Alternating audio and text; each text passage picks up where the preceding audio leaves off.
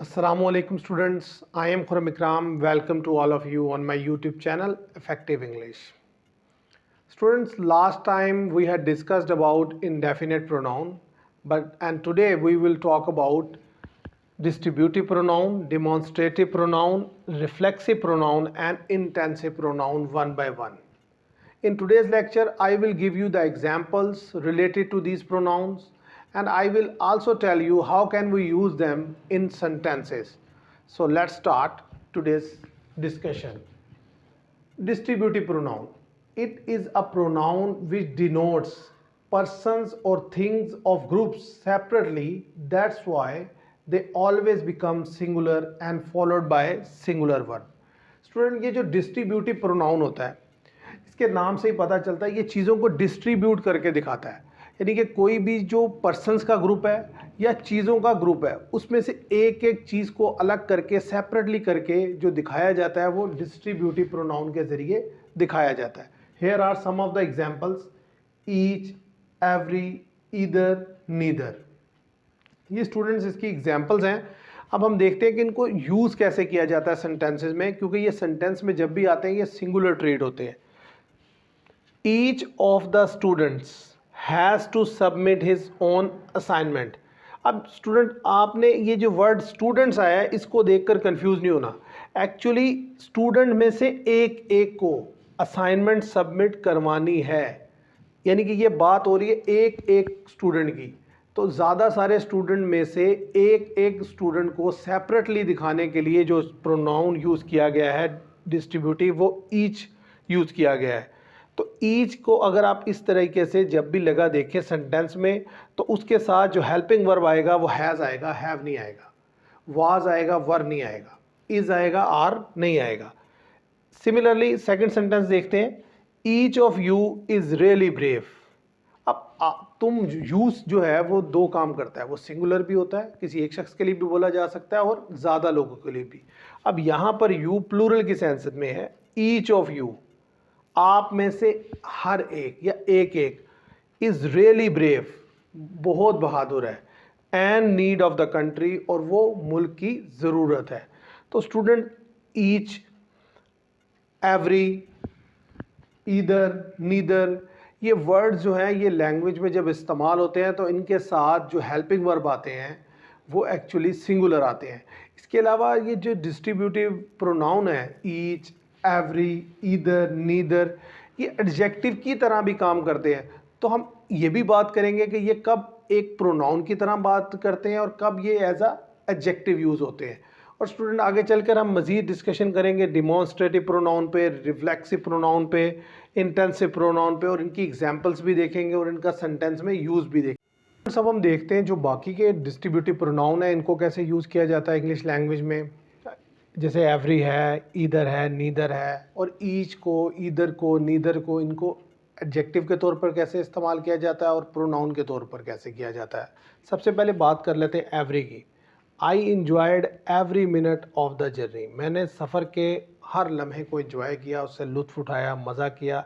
Every person at the mosque वोर a mask. हर शख्स ने मस्जिद में मास्क पहना. स्टूडेंट ये जो वर्ड एवरी है ये किसी ना किसी नाउन से पहले लग करके आता है, तो इसलिए ये एक डिटर्मिनर के तौर पर ही काम करता है.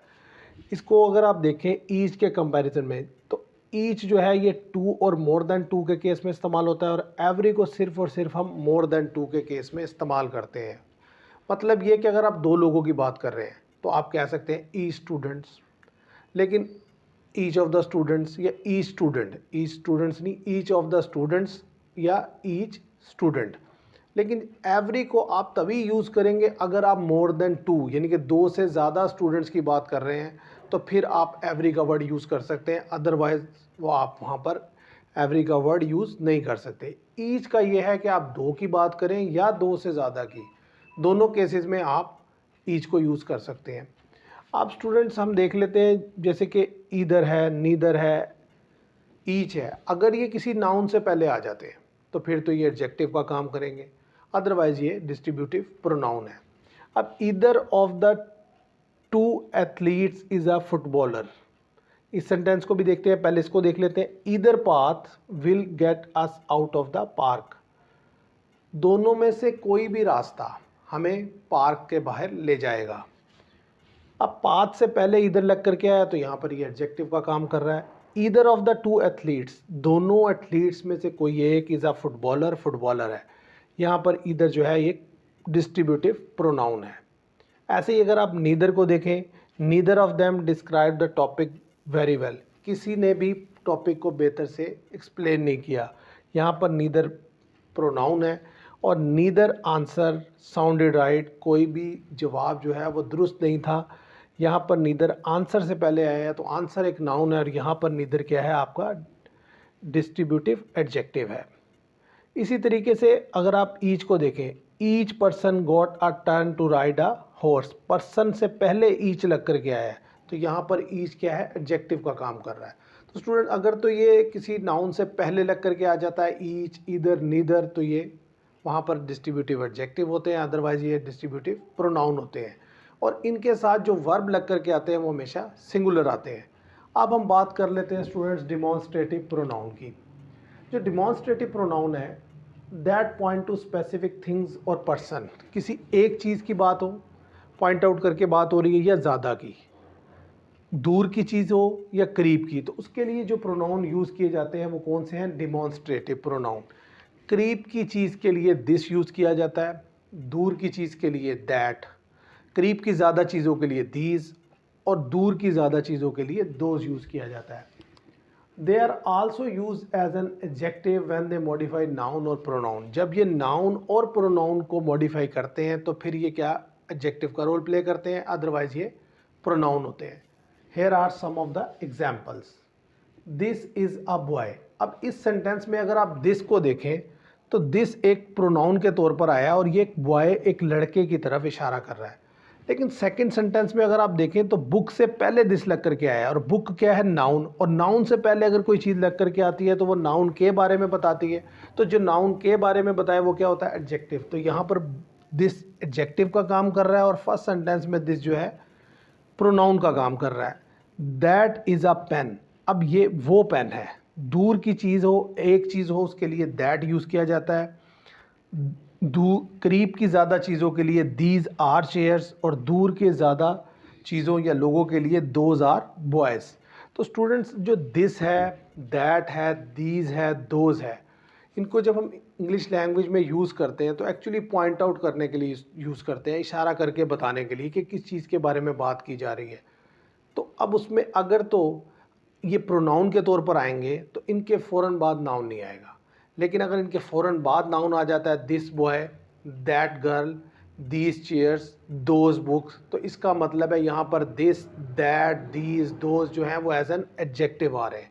लेकिन अगर ऐसे आ रहा है, this is a boy, that is a girl, these are chairs, those are pens, तो इन सिचुएशन में ये दिस, दैट, दीज, दोज क्या कहलाएंगे, आपके डिमॉन्स्ट्रेटिव प्रोनाउन कहलाएंगे। तो स्टूडेंट्स अब हम मज़ीद जो आगे डिस्कशन करेंगे वो करेंगे रिफ्लेक्सिव प्रोनाउन की और इंटेंसिव प्रोनाउन की, कि इन दोनों में बेसिक डिफरेंस क्या है। स्टूडेंट्स अब हम देखते हैं जो रिफ्लेक्सिव प्रोनाउन है और इंटेंसिव प्रोनाउन है, इनके दरमियान में डिफरेंस क्या है। सबसे पहले रिफ्लेक्सिव प्रोनाउन की डेफिनेशन देख लेते हैं। A reflexive pronoun reflects back on the subject of the sentence. जो रिफ्लेक्सिव प्रोनाउन है ये क्या होता है, रिफ्लेक्ट करता है किस पर, सब्जेक्ट ऑफ द सेंटेंस पे।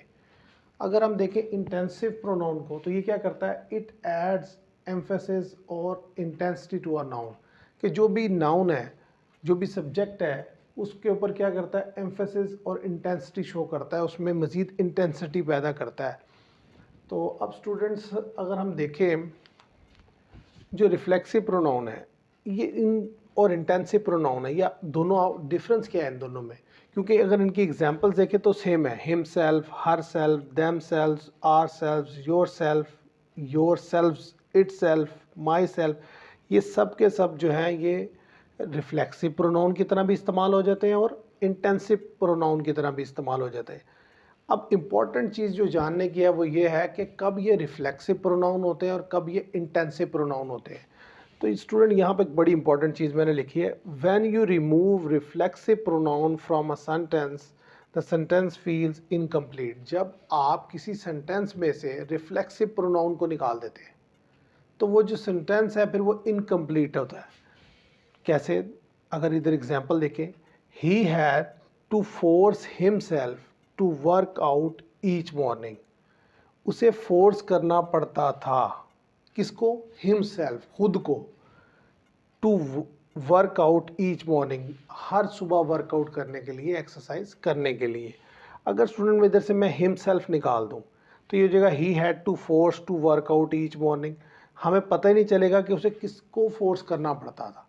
तो यहाँ पर फोर्स के बाद हिमसेल्फ आना ज़रूरी है। अगर मैं हिमसेल्फ निकाल देता हूँ तो ये जो सेंटेंस है ये अपना कंप्लीट मीनिंग कन्वे नहीं करेगा और बात समझ में नहीं आएगी। ऐसे ही अगर आप नेक्स्ट सेंटेंस देखें, he decided to make himself ready. उसने फैसला किया टू मेक हिमसेल्फ रेडी, खुद को तैयार करने का। अगर मैं लिखता he decided to make ready for the match तो वो सेंस कंप्लीट आप तक नहीं पहुंचनी थी। तो लिहाजा यहाँ पर जो हिमसेल्फ फर्स्ट सेंटेंस में यूज़ हुआ है या सेकंड में यूज़ हुआ है, दोनों में ही ये रिफ्लेक्सिव की तरह यूज़ हुआ है। अगर मैं इन दोनों सेंटेंस में हिमसेल्फ को रिमूव कर दूं तो सेंटेंस जो है फिर अपना मीनिंग जो है आगे कन्वे नहीं करेगा। इसी तरीके से अब हम एग्जाम्पल देख लेते हैं इंटेंसिव की, कि इसमें और इंटेंसिव में क्या डिफरेंस है। When you remove intensive pronoun from a sentence, the meaning remains same। लेकिन जब हम intensive pronoun को जो है निकालते हैं किसी सेंटेंस में से, रिमूव कर देते हैं, तो उसका जो सेंटेंस है उसका मीनिंग पे कोई असर नहीं पड़ता। एग्जाम्पल देख लेते हैं, she completed the marathon her self without the help of anyone. उसने मैराथन जो रेस थी वो खुद कंप्लीट की किसी मदद के बगैर। तो अगर आप यहाँ से हर सेल्फ को रिमूव करते, हम यहाँ पर हर सेल्फ को कट कर देते हैं मिसाल के तौर पे, तो आप सेंटेंस को पढ़ें, she completed the marathon without the help of anyone. उसने मैराथन किसी की मदद के बगैर कंप्लीट की। तो इसके बगैर भी मीनिंग जो है हमारा कन्वे हो रहा है। तो जब आपका जो ये प्रोनाउन है, अगर ये यूज़ हुआ है जहाँ सेंटेंस में, इसको हटाने से जो सेंटेंस है वो अपना मीनिंग कंप्लीट दे रहा है, तो फिर हर सेल्फ ये क्या काम कर रहा है वहाँ पर? इंटेंसिव प्रोनाउन का। और अगर सिचुएशन ये है कि आप उसको हटाने से प्रोनाउन को, वहाँ पर सेंटेंस जो है इनकम्प्लीट हो जाता है, तो फिर वो जो है वहाँ पर क्या काम कर रहा है? हिमसेल्फ, हर सेल्फ वहाँ पर क्या काम कर रहे हैं? रिफ्लेक्सिव प्रोनाउन का। एक और एग्जांपल देख लेते हैं, ही बिल्ड द हाउस हिमसेल्फ। उसने घर तामीर किया खुद, ही बिल्ड द हाउस। इतने से भी आपको सेंस पता चल रही है। तो यहाँ पर भी अगर आप हिमसेल्फ को रिमूव कर दें तो नो मैटर, आपको बात फिर भी समझ आ जाएगी। सिमिलरली अगर इस सेंटेंस में देखें, दे विल गो देयर, वो वहाँ जाएंगे, बाय देम सेल्फ, खुद। तो दे विल गो देयर से भी बात समझ में आ रही है। तो ये जो देम सेल्फ है, हिम सेल्फ है, हर सेल्फ है, जस्ट और जस्ट ये किस लिए आ रहे हैं? इंटेंसिटी पैदा करने के लिए और एम्फेसिस डालने के लिए चीज़ों पर, या उसको मज़ीद एम्फसाइज करने के लिए आ रहे हैं किसी चीज़ के बारे में, कि भाई हम ही कंप्लीटेड द मैराथन, कि उसने कंप्लीट की मैराथन खुद। सिर्फ ये क्या कर रहे हैं यहाँ पर? आपको एम्फेसिस या इंटेंसिटी शो करने के लिए दिखाए जा रहे हैं। अदरवाइज़ अगर इनको सेंटेंस में से हटा दिया जाए तो सेंटेंस इसके बावजूद भी अपना मीनिंग देगा। लेकिन इसी में तरह यहाँ पर अगर रिफ्लेक्सिव प्रोनाउन में अगर एक और एग्जांपल मैंने ऊपर मेंशन की है, they prepared themselves for the party. उन्होंने खुद को तैयार किया पार्टी के लिए। अगर देमसेल्व्स निकाल दूँ, they prepared for the party, they prepared the for the party, उन्होंने पार्टी के लिए तैयार किया। किसको तैयार किया? खुद को। तो ये देमसेल्व्स अगर यहाँ से निकलता है तो फिर ये क्या है कि ये कंप्लीट मीनिंग नहीं देगा। और जब ये कंप्लीट मीनिंग नहीं दे रहा तो इसका मतलब है कि यहाँ पर जो देमसेल्व्स है ये क्या है? आपका रिफ्लेक्सिव प्रोनाउन। तो स्टूडेंट्स कहने की बात यह है कि her self, him self, them selves, your self, it's self, myself, ये सब के सब जो हैं कभी ये रिफ्लेक्सिव प्रोनाउन होते हैं, कभी इंटेंसिव प्रोनाउन होते हैं।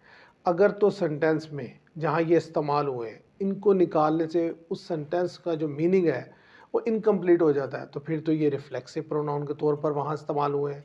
और अगर आप इसको सेंटेंस में से इनको निकाल लेते हैं और सेंटेंस फिर भी अपना कंप्लीट मीनिंग देता है, तो इट मीन्स कि ये फिर वहाँ पर इंटेंसिव प्रोनाउन के तौर पर इस्तेमाल हुए हैं।